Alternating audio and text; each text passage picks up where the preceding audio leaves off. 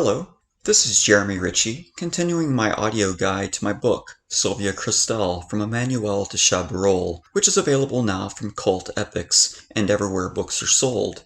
Today we're looking at one of the finest and most important films Sylvia appeared in, Jean-Pierre Maquis's fantastic neo-noir, No Pockets and a Shroud. Based upon the influential Horace McCrory novel of the same name, No Pockets and a Shroud is one of the key works from Maquis, one of France's most distinctive and vital voices of the post-war era. Co-scripted by Maquis and Elaine Maury, this big-screen adaptation of No Pockets and a Shroud updates the novel's setting from 1930s America to 1970s France in quite a seamless way. A reaction to the tumultuous political situation of the time, No Pockets and a Shroud fits in well with many of the best cynical and paranoid thrillers of the 70s.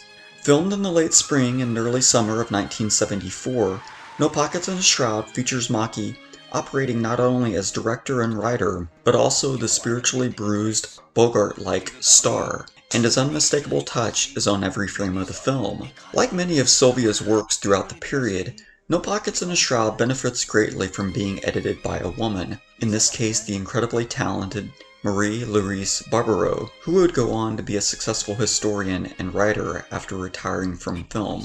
Starring alongside Maquis is an extremely impressive cast that includes Michael Lonsdale and scene-stealing Miriam Messeries, who would kindly enough share some of her memories making the film in my book. Sylvia is featured in a strong supporting role as Avril and gives one of her finest performances of her early career. Sporting blonde hair, Sylvia holds her own with her more experienced supporting players, and was very grateful to work with a director of Maquis' stature. Unlike the majority of Sylvia's films that were released after Emmanuelle, No Pockets and a Shroud was not marketed on her name nor her most famous character's name. Sylvia was featured in the film's promotional campaign, but the film was never deceptively sold as a starring role for her. Sadly, No Pockets and a Shroud marked the first of a number of times that Sylvia's best work would fail to connect with the critical establishment or public at large at the time of its release. Buried by Emmanuelle's success,